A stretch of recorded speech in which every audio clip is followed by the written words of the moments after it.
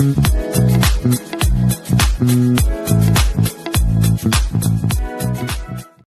everyone, welcome back to She Birth Podcast. I'm your host, Brooke Wright, and today's guest is Doug. Hi, Doug. How you doing? Great. Thank you so much for being a returning guest.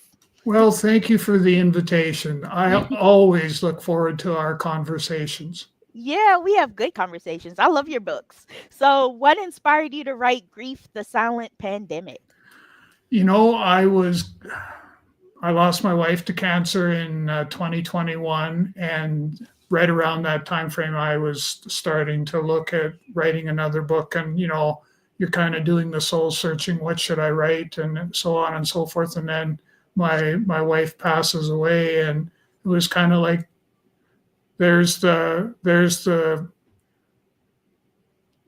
pathway that I need to take. And so it was a number of things, but more importantly, it was a way for me to honor her and, to be able to give people the opportunity to hear her story, and her story, the resilience and all that. And, losing the battle with cancer was part of the story as well. Oh, okay. Yeah, so sorry for your loss. Like, it just reminds me, like, I think I'm gonna give the book to my aunt because we just lost my uncle in February. Oh, I'm So sorry he to hear that. passed, Yeah. yeah, he had stage 4 prostate cancer, so that took him. But yeah, I'm gonna suggest this book to her. So hopefully it gives her some, like, I don't know, some like what do you call it? Closure. Yeah. Yeah. And gosh, that's so important that people have that chance to actually get and experience closure.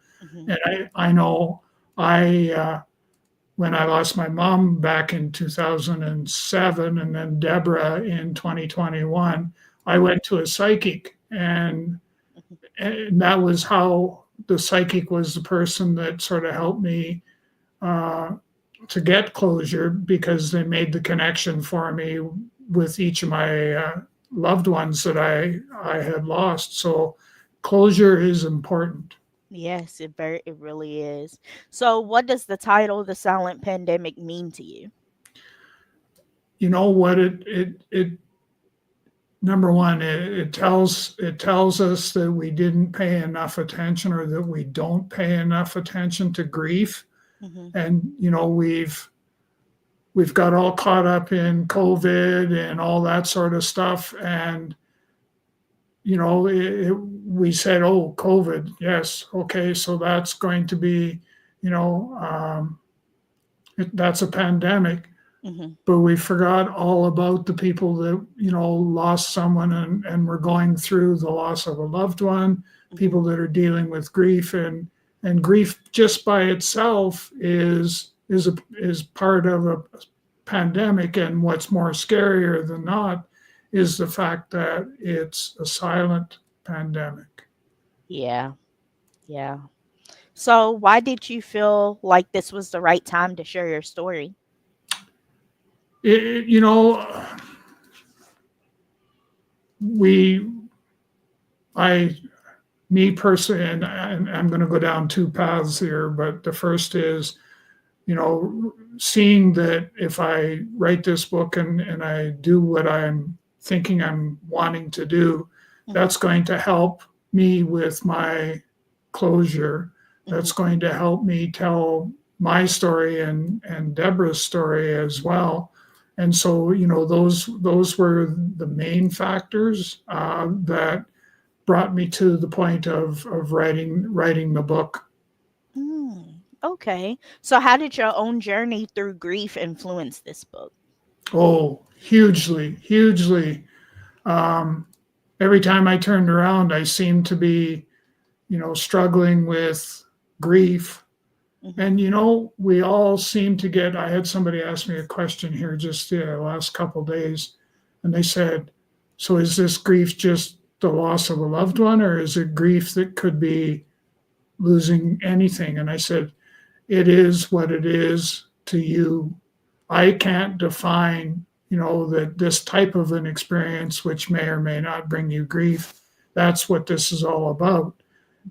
It definitely has a part to play, but more importantly, what's, is that you've everybody has to deal with grief on their own terms, and that's what this book helps us do. Is it gives us those definitions as to what that actually looks like.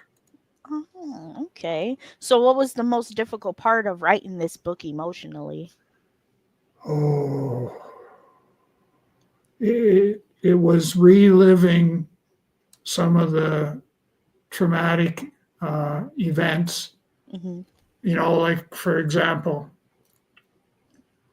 when Deborah's family physician said you need to go to emergency right away, and that's what, so we went to emergency. They ran a bunch of tests, and then they tried to how would I word this? They tried to soften the message so that it wasn't quite as harsh as what we were expecting. So I relived, and you sort of have to picture I was sitting on the bed in emergency, on her bed in her room, when the doctor came in and gave us the bad news and said, but he, he was good at what he did, because he said, we can't give up hope. We have to keep going forward, and we have to keep trying and doing things, that's going to help you heal and get better and all that stuff. And it was at that particular stage that I came to realize that I was losing my Deborah to cancer, and I needed to wrap my head around that as quickly as I possibly could. And Yeah. I had that to experience, and then every time the marvelous, absolutely phenomenal man that I worked with to pull all this information together. Hmm. Um, every time that I did an edit of the manuscript, Hmm. it was absolutely wicked. Uh, for me to have to relive all those experiences all over again. Yeah. Man. So how long did it take for you to write the book for the concept? It was probably about an hour. An hour. Who am I A kidding? It took probably about a year and a half. year and a half. Yeah, Oh man. Man, I don't know how many times I can say this, but I'm so sorry for your loss, because I yeah, know that y'all was married for a long, long, long time, wasn't y'all? yeah. It was 43 years. Yeah, yeah. And my aunt and uncle was married for as long as I was alive, so like 35 years, because Yeah, I'm 37. So they've been together for like 35 years. So being having that person, like your person, gone, it can crush you. It can crush you. Yeah. So how did you write this? I mean, who did you write this book for? for Deborah. Whatever. Yeah, I Yeah. there was really no one else that would inspire me as much as she did to write the book, even though she was there, in body and in mind and in spirit, but not, by in body. She wasn't there, you Yeah. know, as the physical entity that I know to be Deborah. Hmm. Just wasn't, so I had to write the book in order to bring that to the forefront. And, it's surprising that I get such great uh,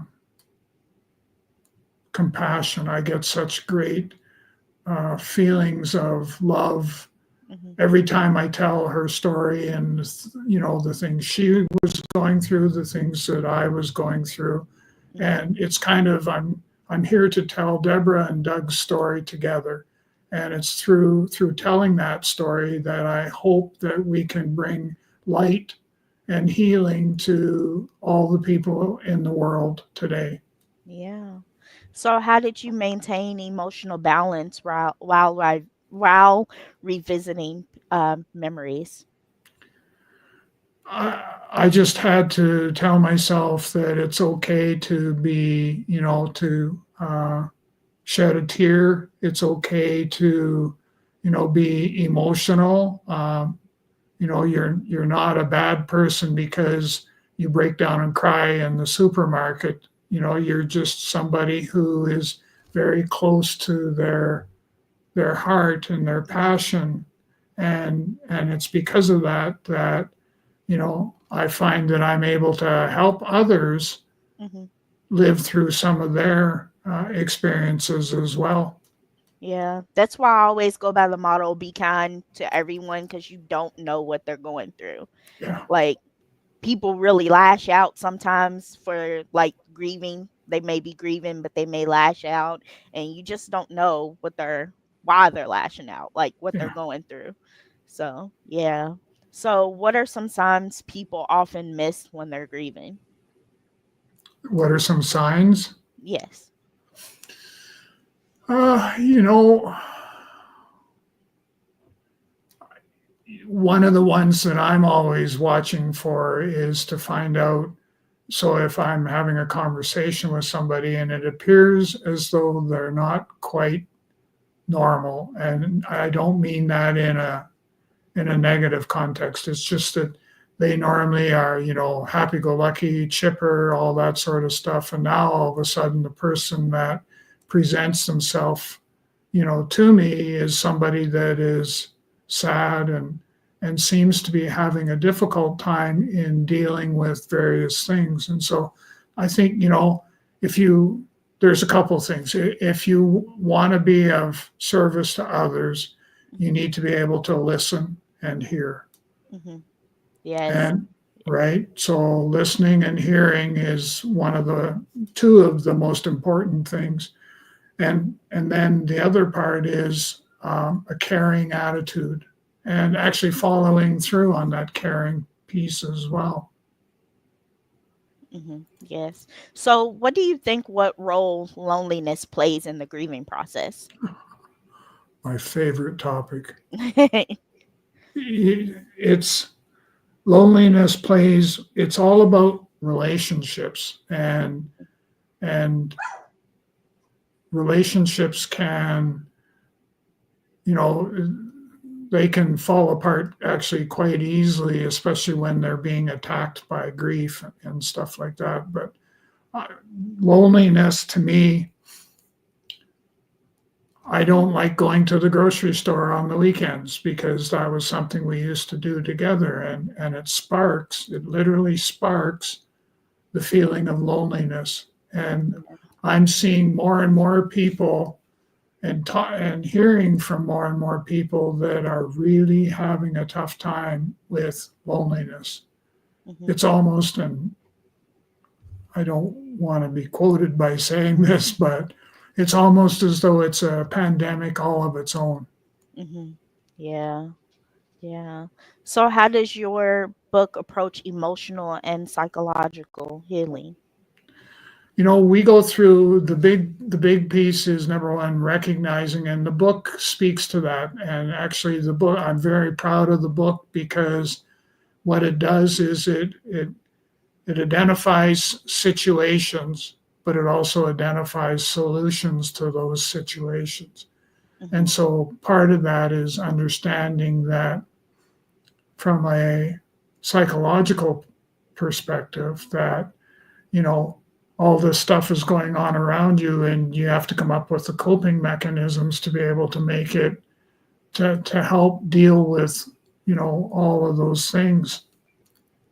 And to be able to do that means you have to, number one, believe in yourself and your Hmm. ability to deal with those things. But just as importantly, is that you have to try where you can help others on their healing journey. And that's by itself is going to, you know, be of great value to you as well. Hmm. Yeah. So can grief manifest physically, and how does the book explore that? It and I'm going to come at it physically from the physical aspect of health and well-being. Hmm. And the health and well-being, um, just because you listen and hear, that's not enough. You have to be able to be the sort of person that can pick up on um, mental health issues and challenges and stuff like that. I so often, or more often than not lately, have been begun to notice when people are becoming ill, and ill from, maybe it's a cold, maybe it's pneumonia. But Hmm. what happens is the grief attacks your body and wears it down. Excuse me. And that's when you start to become or get a lot more sick than what you were before. And it's largely due to the dealing with grief, the pandemic aspect of grief. And you need to be able to figure out how you're going to deal with all of that while you're being bombarded by all this other stuff. Hmm. Yeah, definitely. So, in your opinion, what's the best way to support someone who is grieving? Listening and hearing. Yeah, Yeah. definitely. And the the one sort of a pet peeve of mine is that um, if you make a promise or a commitment, you need to follow through on it, because Yeah.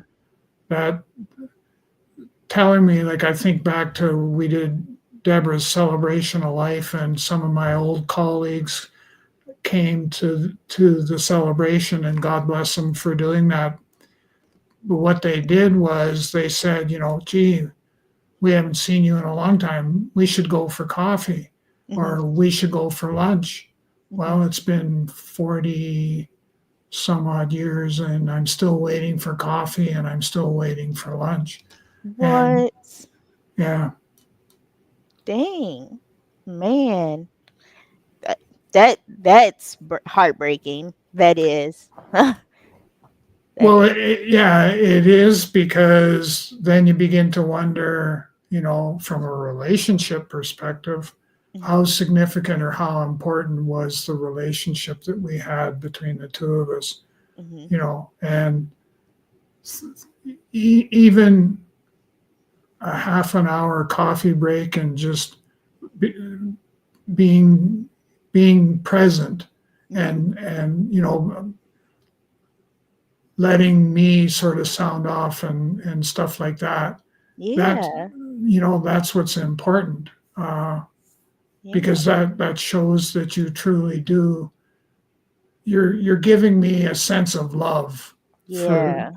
And nowadays, love is probably one of the more important things that we need to focus on, Hmm. because that's what's going to help us to create a healing journey, and to be able to follow through on that healing journey. Hmm. Yeah. Cause I know with I mean, not my grandmother. Well, with my grandmother too, cause she lost her son. So with my aunt and my grandmother, we always, when we get together, we always reminisce about the good times we had. Yeah. Yeah. So that's a good way to deal with like a grieving, someone who's grieving, like, yeah, like the good memories. And that's a good point, and I'm glad you brought that up, because I think of all of the family dinners that we Yeah. used to do as a family, and now we're minus one. And so, what are some of the things we can do to alleviate the sense of sadness, and the sense of having to grieve and all of that? It's fairly simple. Is that you set another place setting at the table, whether whether they're there or not. You respect and honor their presence through the setting of a plate, fork, knife, spoon, and deal with it that way. And I know we do that quite often. my grandkids and my daughter, and my son for that matter too, they all respect Deborah, and they make sure that she is recognized at the dinner table. Yeah, that's amazing. So, what are some things that we should avoid saying to the grieving? I know how you're feeling. No, you don't. No, not when you've lost your person. No. No. That's probably the most significant one is, I know how you're feeling, or, and one of the other ones I get a chuckle out of is uh, something to around the aspect of let me help you. How? You can't help like when someone's grieving their person. Well, that's okay. So that's a good statement. I think if given the right, and I'm going to use the word training, but I'm not sure, but given the right experiences in your own life, you could bring uh, grief. You could help deal with the grief that's taking place in their life right now. Like, say, for example, yourself, your grandfathers. So you're dealing with that. I lost both, I lost my grandfather when I was 3 years old. I was robbed of the time I could have had with him simply because it obviously wasn't meant to be. And you have to be able to rationalize or deal with some of those particular things. Mhm. Otherwise, they're going to gobble you up, eat you up, and that's a good point too. Is that we have to make sure that we process the grief as much as we possibly can, because coming around the next corner, could be another, loss in the family. And you're still back here trying to figure out, how am I going to deal with this? You know, how am I going to move forward when now all of a sudden you got to shift to the other direction, Mhm. and because you've lost another loved one, and yet you haven't processed this over here. So it's a challenge that a lot of us don't think about. Yeah, that's true. So let me ask you a question. How can like workplaces help better support grieving employees? They need to have a program, and from my perspective, you need to have uh, grief mentors in your organization, people that can help, that can walk beside your employees when they're dealing with grief and that. I lost my mom in 2007, and I went back to work within 2, 3 days. And I had people come up to me and said, "Well, where were you?" They had no clue, no idea. The organization didn't communicate. We want to extend our deepest sympathy to Doug because he lost his Yeah. mom. Not a thing. What? Not a thing.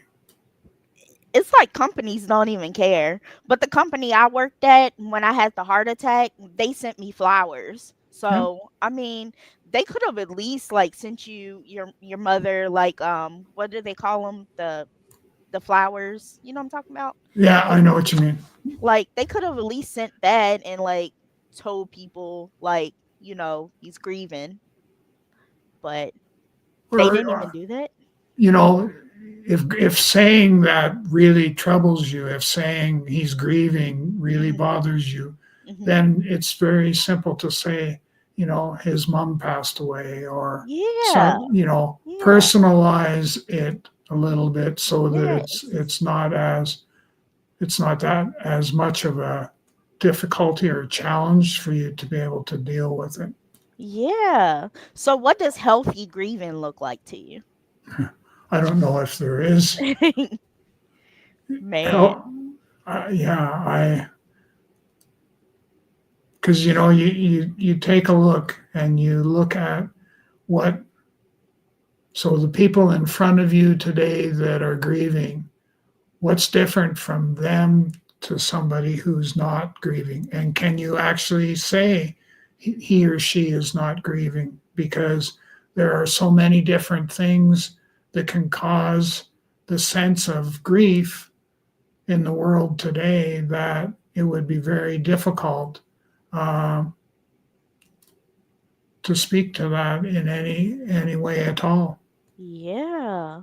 So, what boundaries should grieving individuals consider setting?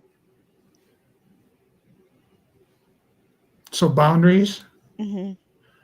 Um, well, I think we've talked about two or three of them. So number one is it's very important that you listen and hear, and that you're present for the conversation. So that's important. Hmm. That you take um, so listening and hearing, as we've talked about that one.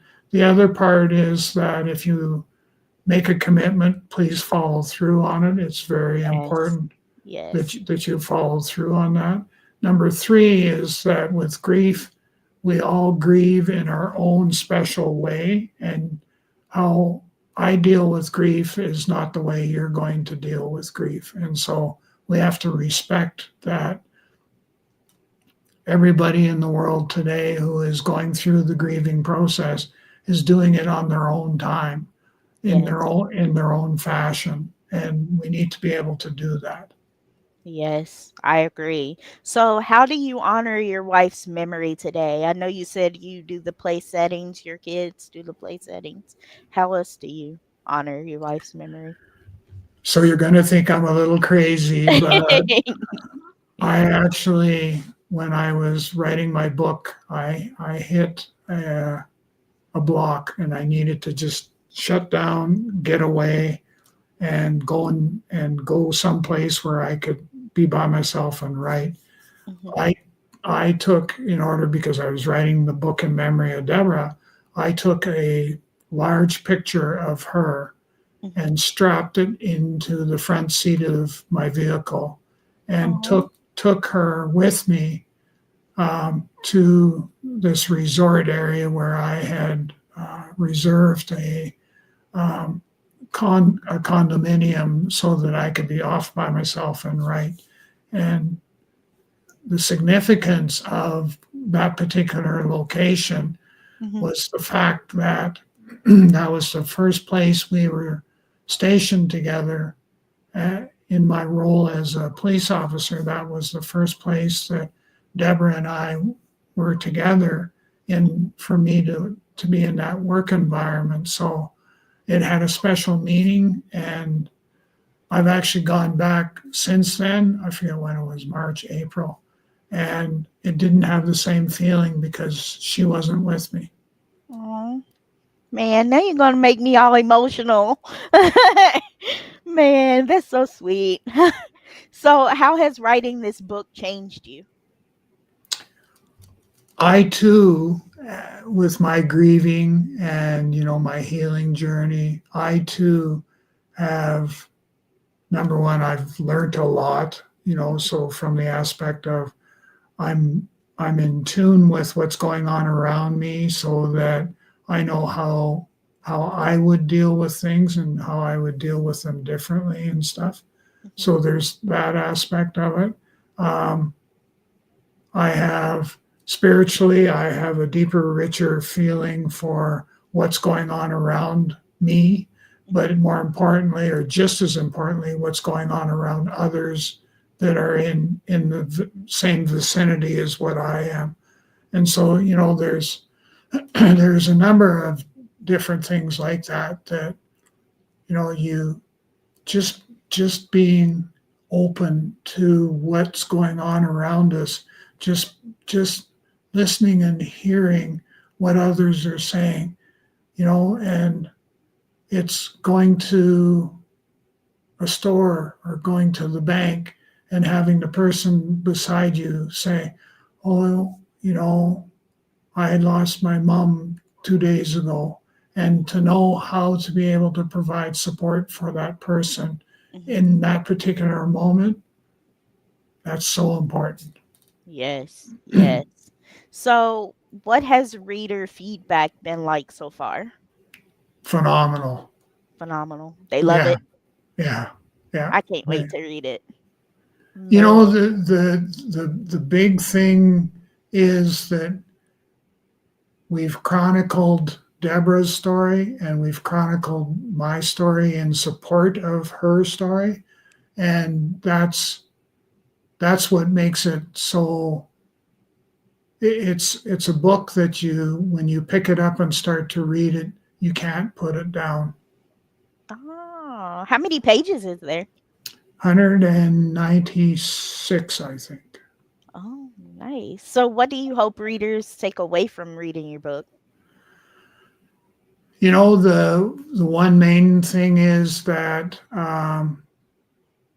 if you're going through the grieving process, that it's okay to reach out and say, I need help, Yes. you Yes. know, and it's to understand that, you know, to to be able to do that. My favorite mantra, the statement that I live and die by is, I'll never leave you on the island by yourself. And Mm, so I want people, the readership, when they pick the book up, I want them to know that by hanging on to that book and going through that process, that you have found your place or you have occupied your place on my island, and mhm. I'll never leave you alone on that island. I like that. I like that. So, what's next for you on your mission to support those who grieve? I see myself doing obviously lots more podcasts where, you know, it we get the message out to people how, you know, the importance and the significance of dealing with grief. Mhm. Another favorite saying of mine is, I need to be able to manage grief, not have it manage me, Yep. Yep. right? And I Yeah. think, you know, we both believe in that philosophy. So, um, but you know, I think that the book, what it's going to do, Grief, the Silent Pandemic. My hope is that I get a few speaking engagements where I can share the story a little bit more, Mhm. and, you know, stuff, you know, things like that. I've done some radio interviews that were absolutely phenomenal because you know, the host of the radio show understood and actually got the whole message, Mhm. and we made great headway into, Yeah. you know, being able to figure out how can we help other people deal with their grief. So a number of ways. Yeah, I'm gonna have to listen to that radio show that you was on so I can learn how to deal with the grief of my uncle because it did hit me hard, but not like it hit her. Yeah, So yeah. So if readers remember only one message from the book, what should it be? that it's okay to ask for help if you're grieving, Hmm. and that would be the most important thing, you know. And we kind of tie that a little bit to, you know, some of the conversations I have with people, um, with around the mental health, and what I want to encourage people that are dealing with mental health, but also dealing with grief, is that it's okay to come out of your closet, extend your hand, and say, I need help. Yes, yes, it is. So my last and final question before I let you go is where can my listeners find your book? So the book, well, or books, but in this particular case, Grief, the Silent Pandemic, is available on Amazon.com and Amazon.ca. And you can also, if you go through my website, you should be able to link up with it. And if not, um, just do a simple search on the internet, and up we pop. There we Yeah. are. Oh yeah. Oh yeah. Cause I Googled your name and it pops right up, like your pictures and everything. I'm like, ooh, Doug is famous.